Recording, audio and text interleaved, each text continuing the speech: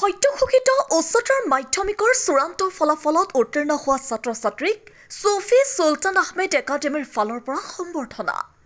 ছফি চুলতান আহমেদ একাডেমীৰ ছাত্ৰ-ছাত্ৰীসকলে ভাল ফলাফল অৰ্জন কৰিবলৈ সক্ষম হৈছে। ৰূপৈহাটৰ গেৰুৱা গাঁও আমতলাস্থিত আগশাৰীৰ শিক্ষানুষ্ঠান ছফি চুলতান আহমেদ একাডেমীৰ পৰা ভাল ফলাফল লাভ কৰা শিক্ষাৰ্থীসকলক আজি একোখনকৈ ফুলাম গামোচাৰে সম্বৰ্ধনা জনায়। উক্ত বিদ্যালয়খনৰ পৰা মুঠ ৫১ জন ছাত্ৰ-ছাত্ৰীয়ে উচ্চতৰ মাধ্যমিক পৰীক্ষাত অৱতীৰ্ণ হৈছিল। ছফি চুলতান আহমেদ একাডেমী নামৰ ব্যক্তিগত খণ্ডৰ বিদ্যালয়খন স্থাপন হোৱাৰ পিছৰে পৰাই ভাল ফলাফল প্ৰদৰ্শন কৰি আহিছে। জেটি ৱেলফেয়াৰ ফাউণ্ডেশ্যনৰ অধীনত চলা ছফি চুলতান আহমেদ একাডেমীখনত উন্নত মানদণ্ডৰ শিক্ষকৰ দ্বাৰা শিক্ষাদান দিয়া এটা প্ৰতিষ্ঠান। ভাল ফলাফল অৰ্জন কৰা ছাত্ৰ-ছাত্ৰীসকলে বিদ্যালয়ৰ শিক্ষাগুৰুসকলৰ প্ৰশংসাত পঞ্চমুখ। আপোনাৰ সন্তানটিয়ে স্কুলীয়া শিক্ষাৰ লগতে কম্পিউটাৰ শিক্ষা, সংগীত শিক্ষা, মাৰ্চেল আৰ্ট, চিত্ৰাংকন, স্পকেন ইংলিছ, স্কিল ডেভেলপমেণ্ট আদি শিক্ষা গ্ৰহণ কৰিব পাৰিব। আপোনাৰ সন্তানটিক উন্নত মানদণ্ডৰ শিক্ষকৰ দ্বাৰা শিক্ষা দিবলৈ আপুনি আগ্ৰহী নেকি? ব্যক্তিগত খণ্ডৰ এই বিদ্যালয়খনত শিক্ষাৰ্থীসকলৰ শিক্ষা গ্ৰহণৰ বাবে পৰ্যাপ্ত সুবিধা উপলব্ধ আছে বুলি মন্তব্য কৰে তৌফিকুৰ ৰেহমানে। লগতে কয় যে প্ৰায় ১০০ জন দৰিদ্ৰ ছাত্ৰ-ছাত্ৰীক চৰকাৰী মাচুলৰ বাহিৰে সম্পূৰ্ণ বিনামূলীয়া শিক্ষা প্ৰদান কৰে। তেনে যোগাযোগ কৰক জেটি ৱেলফেয়াৰ ফাউণ্ডেশ্যনৰ CEO তৌফিকুৰ ৰেহমানৰ সৈতে। যোগাযোগৰ নম্বৰ হৈছে 9957364014। The representative of Sufi Sultan Ahmed Academy and also the CEO of Zeti Foundation, Zeti Welfare Foundation. So kali amar ohomot SS or result dise to hetu resultor karone mane aji amar yat jiokol student pass out korise teologok mata hoisile teologok ami aji congratulate korisu je teoloke man bhalo eta result koribo parise. So কিমান জন পৰীক্ষা দিছিলে? আমাৰ ইয়াৰ পৰা exam দিছিলে 51, তাৰ পৰা pass out হৈছে 49, দুজন মানে ৰিপিটাৰ আছে। আপুনি কি কবা কতদিন আছে? আমাৰ ইয়াত জিমা মানে আৰ্টস ষ্ট্ৰীমৰ এইবাৰ খুলিছো, সায়েন্স আৰু কমাৰ্চ মানে আমি এইবাৰ প্ল্যান কৰিছিলো কিন্তু সেইটো হোৱা নাই, মানে আমাৰ ইনফ্ৰাষ্ট্ৰাকচাৰ অলপ কমি আছে। যেতিয়া আমাৰ ইনফ্ৰাষ্ট্ৰাকচাৰ কমপ্লিট হৈ যাব তেতিয়াৰ পৰা আমি ষ্টাৰ্ট কৰি দিম, কিন্তু বৰ্তমান মানে আমাৰ আৰ্টস চলিছিল তো আৰ্টস চলি আছিল। তাৰে ভিতৰত এজনে ষ্টাৰ পাইছে আৰু ইনক্লুডিং ষ্টাৰ আমাৰ 5 জন আছে ফাৰ্ষ্ট ডিভিজন আৰু 24 জন আছে আমাৰ সেকেন্ড ডিভিজন আৰু 20 জন আছে আমাৰ থাৰ্ড ডিভিজন। বিদ্যালয়খনৰ নাম কি কৈছে? ছফি চুলতান আহমেদ একাডেমী। কি কি সুবিধা আছে আপোনালোকৰ বিদ্যালয়ৰ ছাত্ৰ-ছাত্ৰীৰ? ইয়াত ধৰক আগত মই মানে মোৰ ইয়াৰ যিজন ফাউণ্ডাৰ হয় মোৰে দেউতা হয়, তো মই ৰিচেণ্টলি 2026ত মোৰ ইঞ্জিনিয়াৰিং UCM পৰা কমপ্লিট কৰি আহিছো। অহাৰ পিছত এতিয়া মই যেতিয়া ইয়াত মানে এড হোৱাৰ পৰা আমি নতুন কিছুমান বস্তু যেনেকৈ আমাৰ ভকেশ্যনেল কোৰ্চবিলাক আমি এড কৰিছো, কাৰণ আমাৰ ষ্টুডেণ্টসকলে যে ডক্টৰ, ইঞ্জিনিয়াৰ বা বিজনেছমেন ইয়াৰ বাহিৰে যে আৰু আমাৰ বেলেগ কিবা কেৰিয়াৰ প্লেন আছে তেওঁলোকে সেইটো বিষয়ে নাজানে। চ' সেইবিলাক আমি মানে বহুত কেইটামান নতুন কোৰ্চ আমি ইন্ট্ৰডিউচ কৰাইছো, যেনেকৈ হেনা ডিজাইনিং, যিটো এতিয়া বৰ্তমান ট্ৰেণ্ডিঙত চলি আছে, বা যিটো প্ৰফেচনেলিজম মানে আফটাৰ 12 পাছ কৰি তেওঁলোকে মানে হেনা ডিজাইনিঙৰ যিটো কাম আছে সেইটো কৰিব পাৰে, তো সেইটো আমি নতুনকৈ ইন্ট্ৰডিউচ কৰাইছো। আৰু লগতে ডান্সিং আছে, মাৰ্চেল আৰ্ট। লাষ্ট টাইম আমি মাৰ্চেল আৰ্ট প্লে কৰিছিলো জাপানৰ লগত, জাপানৰ এটা ইনষ্টিটিউট আছে খুৱান চুফু, তো তাৰ লগত আমি কোলাবৰেশ্যন কৰি পেলাই আমাৰ ইয়াত ষ্টেট লেভেল, ইণ্টাৰনেশ্যনেল লেভেলৰ আমি এটা কম্পিটিশ্যন আমি ইয়াত পতাইছিলো, য'ত আমাৰ স্কুলৰ ষ্টুডেণ্টসকলে পাৰ্টিচিপেট কৰিছে। বিদ্যালয়খন কিমান চনত স্থাপন হৈছিল? বিদ্যালয়খন 2012 চনত স্থাপন হৈছিল। যেহেতু এখন ব্যক্তিগত খণ্ডৰ বিদ্যালয়, কেনেধৰণৰ সুবিধা TLM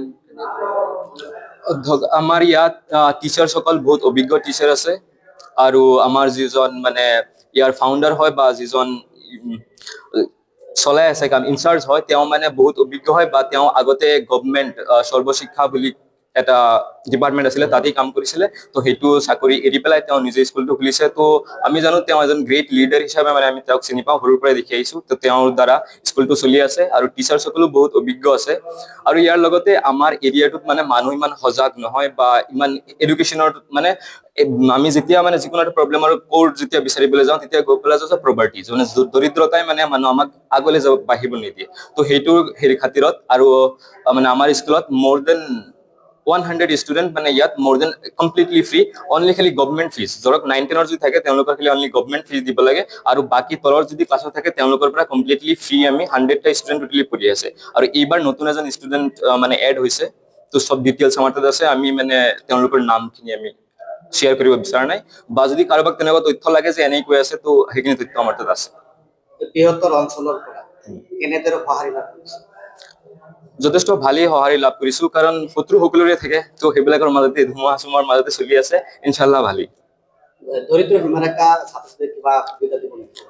ধৰক যদি নিউ কোনো এডমিশ্যন ষ্টুডেণ্ট থাকে, ধৰক আব্বা নাই বা আম্মা নাই, তেনেকুৱা যদি কিবা প্ৰব্লেম থাকে, তেতিয়াহ'লে 100% আমি যদি 9-10ত এডমিশ্যন লয় বা ফাৰ্ষ্ট ইয়েৰ ছেকেণ্ড ইয়েৰত এডমিশ্যন লয়, খালি তেওঁলোকে অনলি গভৰ্ণমেণ্ট ফিজ দিলেই হ'ব, আৰু গভৰ্ণমেণ্ট ফিজ বহুত মিনিমাম 200-300 তেনেকুৱা হয়, আৰু বাকী কোৰ্চ ফিজ বা টিউশ্যন ফিজ যিমান আছে সম্পূৰ্ণ আমি ফ্ৰী কৰাই দিম। আৰু আমাৰ স্কুল মানে আমি জনা মতে মানে আমাৰ ৰিচাৰ্চ মতে যে অনলি আমাৰ এটা স্কুলেই আছে য'ত মানে কোনো টিউশ্যন নালাগে, টিউশ্যনলেছ স্কুল। আমি ষ্টুডেণ্টক প্ৰাইভেটত পঢ়াই আছো, তো আমি সেইটোত বিলিভ কৰোঁ যদি ক্লাছত হৈ যায় টিউশ্যন কিয় লাগে। তো সেইটো ওৱান এণ্ড অনলি স্কুল আমাৰেই, য'ত মানে কোনো টিউশ্যন নোহোৱাকৈ ষ্টুডেণ্টে বহুত এটা ভাল ৰিজাল্ট কৰে। আজিৰ দিনত আপোনাৰ স্কুলত টোটেল ষ্টুডেণ্ট এনৰোলমেণ্ট 501 হ'ব ৰাফলি। এনেই আমাৰ ডাইচ ৰেকৰ্ড মতে আমাৰ 501 আছে এইটো কাৰেণ্ট ইয়াৰত। বাবে আমাৰ স্কুলৰ ফলাফল ভালেই, অন্যান্য বছৰৰ তুলনাত এই বছৰ ভালেই হৈছে। আমাৰ টোটেল ষ্টুডেণ্ট 51ৰ পৰা 49 পাছ আউট হৈছে, আৰু তাৰ ভিতৰত আপোনাৰ ষ্টাৰ পোৱাও ছাত্ৰ ছাত্ৰী আছে, লগতে ফাৰ্ষ্ট ডিভিজনো পাইছে।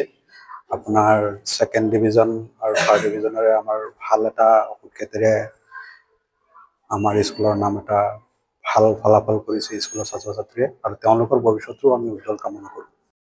উচ্চতৰ মাধ্যমিক চূড়ান্ত পৰীক্ষাৰ ফলাফল হোৱা হ'ল, তাত মই 76.6% পাবলৈ সক্ষম হৈছোঁ। তাত আশা আছিল আৰু হ'লহেঁতেন, কিন্তু তাত বেছি পোৱা নাই। মই এটাত 94 পাইছোঁ, লেটাৰ পাইছোঁ, আৰু 3টামানত অলপৰ কাৰণে পোৱা নাই। এডুকেশ্যনত 75 পাইছোঁ, আছামিছত 77, স্বদেশ অধ্যয়নত 77, আৰু তিনিটা দলপৰ কাৰণে পোৱা নাই, আৰু ভাবিছিলোঁ 4টামানত পাম বুলি। কাৰণে যি আনন্দ হৈছে যদিও কিন্তু তেনেকুৱা হোৱা নাই, মানে ভবা মতে হোৱা নাই ৰিজাল্ট। তো সেইখিনি লৈয়ে সন্তুষ্ট হৈছোঁ। তো মাক দেউতাকে বহুত কৰিছে, কিন্তু মই পঢ়ালৈকে ৰাতি যিমান বজালৈকে পঢ়িছোঁ, মা মোৰ লগত বহি আছিল। মা কৈছে পঢ়িবলৈ ভালকে, তেন্তে এটা ভাল ফলাফল আহিব। মই এইবাৰ উচ্চতৰ মাধ্যমিক চূড়ান্ত পৰীক্ষাত প্ৰথম ফাৰ্ষ্ট ডিভিজন পাই এটা বৃহৎ লেটাৰলৈ উত্তীৰ্ণ হৈছোঁ। কেনেকুৱা লাগে, কি অনুভৱ লাগি আছে? ভালেই লাগি আছে, ভালেই। ভবা মতে হোৱা নাই, আৰু অলপ লাগিছিলে। সুলতান আহমেদ একাডেমিৰ CEO ছাৰ তৌহিবুৰ ৰহমান ছাৰক বিশেষ ধন্যবাদ জ্ঞাপন কৰিছোঁ, যিহেতু ছাৰে আমাৰ কালি যিহেতু হায়াৰ ছেকেণ্ডেৰী ৰিজাল্টৰ ফলাফল দিছে, তাত ধুনীয়া এটা ৰিজাল্ট হোৱাৰ পিছত ছাৰে আমাক ইয়াত আনুষ্ঠানিকভাৱে মাতি আমাক ধুনীয়া এটা পৰ্ব অৰ্থাৎ আদৰণি পৰ্ব দিছে। তাৰ বাবে মই ছাৰক থেংক ইউ জনাইছোঁ। মই মোৰ ঘৰ টেকেলিপুটা, মই হয়তো এই শ্বহীদ সুলতান আহমেদ একাডেমিৰ আটাইতকৈ দূৰৰ পৰা অহা এজন ছাত্ৰ। আমাৰ তাতো বহুত স্কুল আছে, কলেজ আছে, বাট মই তাত যোৱা নাই, নগৈ ইয়াতে আহিছোঁ, কাৰণ ইয়াৰ স্কুলৰ যি ফেচিলিটি, ছাৰ বাইদেউসকলৰ যি অভিজ্ঞতা, সেয়া চাই মই আহিছোঁ। আৰু ইয়াত মই দেখাৰ দৰে বেলেগ বেলেগ স্কুলত যি শিক্ষা তাতকৈ অলপ মডাৰ্ণ আৰু অলপ ইউনিক লেভেলৰ হয়। ইয়াত ব্যৱহাৰিক জীৱনৰ শিক্ষাৰ লগতেও বৃত্তিমূলক দিশটোক বিশেষভাৱে গুৰুত্ব দিয়া হয়, আৰু ইয়াৰ শিক্ষাটো অলপ উন্নত ধৰণৰ হয়, মডাৰ্ণ হয়।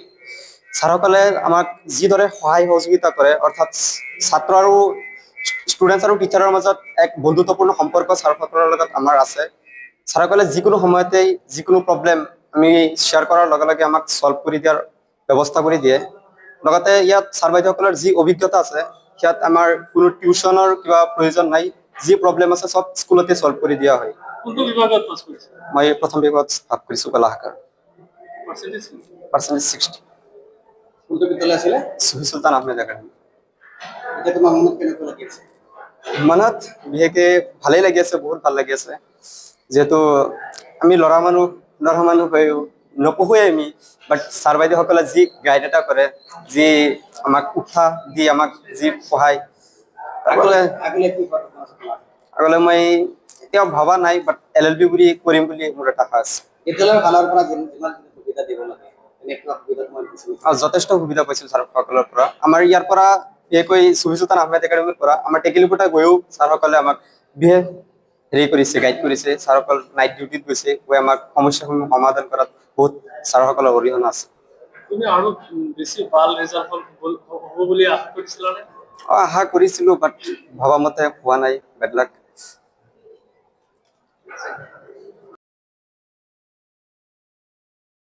Bureau' report